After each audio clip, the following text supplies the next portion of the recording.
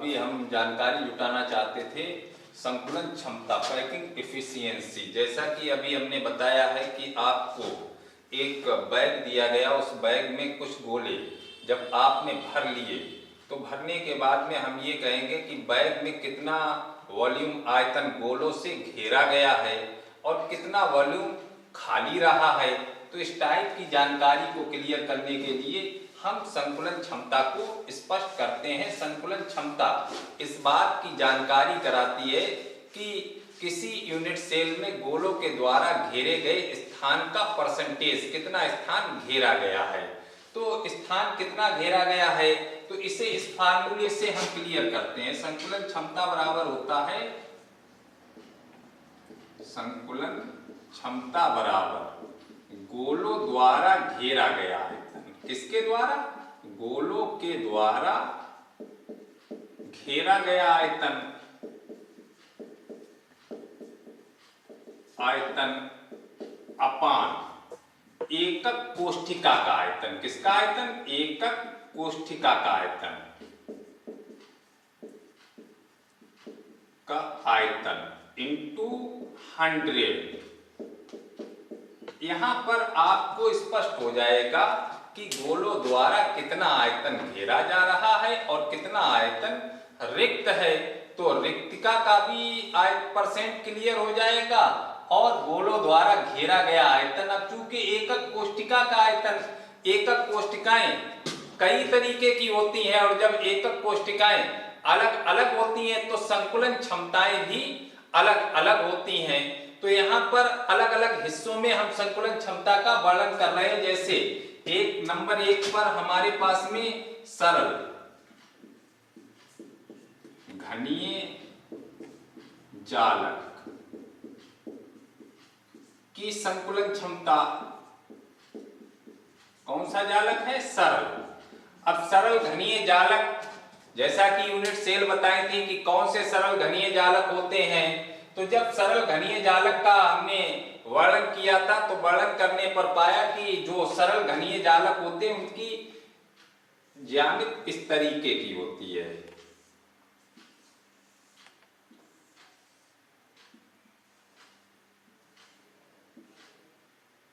ये इस टाइप के यूनिट सेल जिसमें घटक कण या गोले केवल कहां पर पाए जाते हैं? सरल घनीय जालकों में बच्चों। जैसा कि आपको बताया था कि सभी पार्टिकल्स सिंपल में केवल कोनों पर पाए जाते हैं। कहां पर पाए जाते हैं? कोनों पर पाए जाते हैं। इसके अलावा तो कहीं नहीं होते, कोनों पर होते हैं। तो यहाँ पर फार्मूले हमारे पास है, गोलों द्वारा घेरा गया आयतन, एकक कोष्ठिका का आयतन। अब सबसे पहले तो हम ये देखें कि गोलों द्वारा घेरा गया आयतन। अब गोले हैं कितने? तो यहां पर काउंटिंग करें किसकी? गोलों की। तो इसमें गोलों की संख्या, गोलों की संख्या प्रति यूनिट सेल। भाई सिंपल है, सिंपल का फार्मूला क्या होता है? उपस्थित परमाणुओं की संख्या गुणे 1/8। कितने परमाणु, कितने गोले हैं? 8 हैं। तो 8 गुणे 1/8 बराबर 1। प्रति यूनिट सेल सिंपल में कितने परमाणु आए, कितने गोले आए? 1 आया है। अब ये तो एक गोले की संख्या हो गई है। अब इसके बाद में एकक कोष्ठिका का यहाँ पर गोलों के द्वारा घेरा गया आयतन क्लियर कर लेते हैं। गोले का आयतन कितना होता है? गोले का आयतन बताइए बच्चों, क्या फार्मूला होता है? 4/3 पाई आर क्यू। गोले का आयतन का फार्मूला क्या होता है? 4/3 पाई आर क्यू। गोलों द्वारा घेरा गया आयतन, गोलों द्वारा घेरा गया कुल आयतन, घेरा गया आयतन। तो गोलों द्वारा कितना आयतन घेरा जाएगा? गोलों द्वारा घेरे गए आयतन का मतलब गोलों की संख्या गुणे गोले का आयतन। तो 1 गुणे 4/3 पाई आर क्यू बराबर 4/3 पाई आर क्यू। यही तो हो जाएगा। बताइए कोई डाउट? अब इसके बाद में आगे चलते हैं, हम एकक कोष्ठिका के आयतन पर चर्चा करते हैं। और जब एकक कोष्ठिका के आयतन की चर्चा करते हैं, अब चूंकि ये जो सिंपल एकक कोष्ठिका आपके सामने क्लियर की गई है, इसकी यहां पर कोर मान लेते हैं A, और सारी कोर आपस में बराबर होती है। घनीय क्रिस्टल है तो घन में सारी कोर आपस में कैसी होती है? बराबर होती है। तो घनीय एकक कोष्ठिका का आयतन बराबर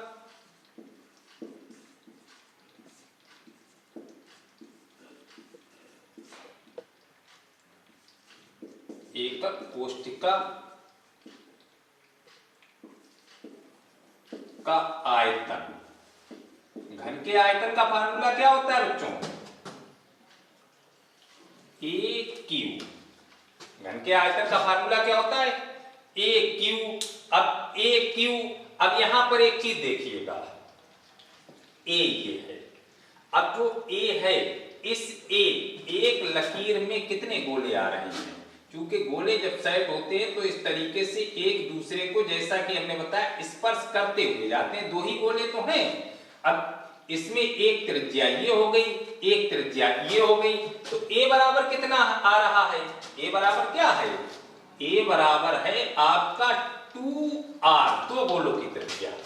ए बराबर तो यही बन रहा है, ए बराबर एक आ रही है, एक आ रही है, तो ए बराबर 2r। तो इसे क्या लिख सकते हैं? 2r क्यू बराबर इसे लिखा जा सकता है 8r क्यू। इस तरीके से नहीं इसे लिख लेंगे। तो अब संकुलन क्षमता बराबर संकुलन क्षमता बराबर, अभी बताया था, गोलों के द्वारा घेरा गया आयतन बटे एकक कोष्ठिका का आयतन। गोलों के द्वारा घेरा गया आयतन 4/3 पाई आर क्यू बटे 8 आर क्यू इंटू 100। यही तो हो जाएगा। बराबर लिख सकते हैं 4 गुणे 22/7 गुणे आर क्यू बटे 8 गुणे 8 गुणे आर क्यू इंटू 100। तो बराबर हो जाएगा जाकर के, जब इसे क्लियर करेंगे तो 52.4%। कितनी आई संकुलन क्षमता? 52.4%। 52.4% गोलों के द्वारा स्थान घेरा गया है। तो रिक्त स्थान का आयतन गोलों द्वारा घेरा गया स्थान कितना है? 52.4% रिक्त स्थान 100 माइनस 52.4 बराबर 6। 9 में से 2 गए 7, 9 में से 5 गए 4, 47.6%। कितना हो गया? 47.6%। तो इस प्रकार से सिंपल में हम सिंपल घनीय जालक की संकुलन क्षमता की जानकारी जुटा लेते हैं। इसी प्रकार से दूसरा पॉइंट हम क्लियर कर रहे हैं, फलक केंद्रित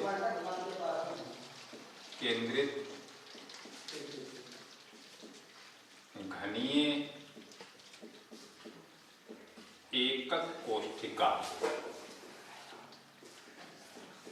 कोष्ठिका, इसे कहते हैं एफसीसी की संकुलन क्षमता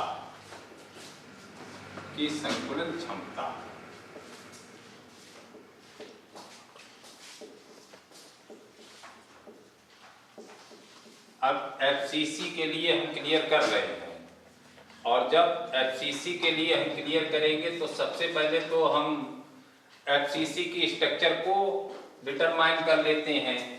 एफसीसी यूनिट सेल में बताया था कि ऐसी यूनिट सेल रखी जाती है जिसमें जो पार्टिकल्स होते हैं वो कॉर्नर पर और फेस के सेंटर में पाए जाते हैं। इस तरीके से ये कॉर्नर पर होते हैं और इसके साथ में जो फलकों के केंद्र होते हैं इन पर भी पार्टिकल्स उपस्थित रहते हैं। तो इस प्रकार से ये हमने एक एफसीसी का डायग्राम क्लियर किया है। अब यहाँ पर संकुलन क्षमता हमें स्पष्ट करनी है, तो संकुलन क्षमता को क्लियर करने के लिए सबसे पहले तो गोलों की संख्या और गोलों द्वारा घेरे गए आयतन की जानकारी करते हैं। प्रति यूनिट सेल गोलों की संख्या बच्चों एफसीसी में कितने आते हैं 8 गुणे 1/8, ये कहाँ के लिए है कोनों के लिए, प्लस 6 गुणे 1/2, ये कहाँ के लिए फलकों के लिए। तो टोटल कितने हो गए 1 + 3 = 4, यही तो हो गए। तो अब गोलों द्वारा घेरा गया आयतन, गोलों द्वारा घेरा गया आयतन बराबर हो जाएगा गोलों की संख्या गुणे गोले का आयतन। तो गोलों की संख्या कितनी है 4, गोले का आयतन है 4/3 πr³, तो 16/3 πr³। एफसीसी में कितना आयतन आया है 16/3 πr³। ये तो गोलों के द्वारा घेरा गया आयतन है। अब हम एकक कोष्ठिका के आयतन की जानकारी करेंगे। इसमें भी कोर हमने कितनी क्या मानी ए, ये कोर हमारी क्या है ए मान ली है। अब इस ए के बारे में हम जानकारी करेंगे। तो एकक कोष्ठिका का आयतन, एकक कोष्ठिका का आयतन फार्मूला होता है ए क्यू। क्या फार्मूला होता है ए क्यू। अब ए क्यू को क्लियर करने के लिए सबसे पहले हम थोड़ा सा यहाँ पर अध्ययन करते हैं। जैसे ये हमने डायग्राम बनाया है, अब ये पॉइंट हम मान लेते हैं ए, इसे मान लेते हैं बी, इसे मान लेते हैं सी। तो इस तरीके से एक हमारा ट्राइगोनल यहाँ पर बन जाता है, त्रिभुज ए बी सी। ये हमारे पास में एक ट्राइगोनल त्रिभुज बन गया है। अब जो त्रिभुज यहाँ पर हमारे पास में बना हुआ है, इस त्रिभुज में ए सी को जब क्लियर करते हैं तो पाइथागोरस की प्रमेय से AC बराबर, AC की जानकारी करेंगे √। पाइथागोरस की प्रमेय क्या होती है, जो पाइथागोरस की प्रमेय है कर्ण पर बना वर्ग बराबर शेष दो भुजाओं पर बने वर्गों का योग होती है। तो AC बराबर हो जाएगा AB का स्क्वायर प्लस BC का स्क्वायर, यही तो बन जाएगा। तो AC अब ये लाइन है AC। अब इसमें कितने गोले आपको दिख रहे हैं 3 गोले, एक गोला, दूसरा गोला, तीसरा गोला। अब इसमें त्रिज्याएं देख लें आप कितनी आ रही हैं। एक त्रिज्या तो ये हो गई, दूसरी ये, तीसरी ये और चौथी ये। कितनी त्रिज्याएं हैं 4। तो AC का मतलब क्या हो गया 4R। AC का मतलब क्या है 4R। अब AB कितनी कोर मानी गई A, तो √A² प्लस A², यही तो हो जाएगा। तो ये हो जाएगी जाकर के 4R = अब A² प्लस A², A√2 क्या हो गई है A√2। तो A = 4R/√2, यही तो हो जाएगा। तो एकक कोष्ठिका का आयतन, एकक कोष्ठिका का आयतन कितना आपने लिखा था AQ। एकक कोष्ठिका का आयतन कितना लिखा था AQ, तो 4R/√2 का Q, यही तो हो जाएगा। तो बराबर लिख सकते हैं 64R³ इस तरीके से लिख लेते हैं।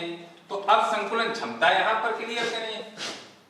अब क्या चीज देखें, इनकी संकुलन क्षमता, संकुलन क्षमता बराबर गोलों द्वारा घेरा गया आयतन, गोलों द्वारा घेरा गया आयतन 16/3 पाई आर क्यू बटे एकक कोशिका का आयतन 64 आर क्यू बटे 2 इंटू 100। ये फार्मूला हो गया संकुलन क्षमता के लिए। तो बराबर आ जाएगी 74%। कितनी बन जाएगी? 74%। तो ये तो गोलों द्वारा घेरा गया आयतन कितना हो गया? गोलों द्वारा घेरा गया आयतन बराबर कितना हो गया? 74%। तो रिक्त स्थान का आयतन कितना हो जाएगा? 74, 100 में से 74 घटा दें, कितना बचा? 26%। तो ये तो एफसीसी के लिए है। और बच्चों यहां पर विशेष ध्यान रखिएगा, सीसीपी या एचसीपी या आर्थोरोम्बिक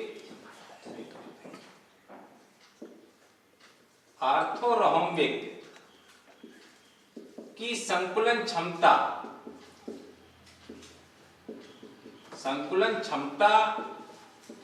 एफसीसी के समान ही होती है। कितनी होती है? 74%। एफसीसी के समान होती है। तो इस तरीके से ये हमने एफसीसी की जानकारी यहां पर क्लियर की है कि इनकी संकुलन क्षमता क्या होती है।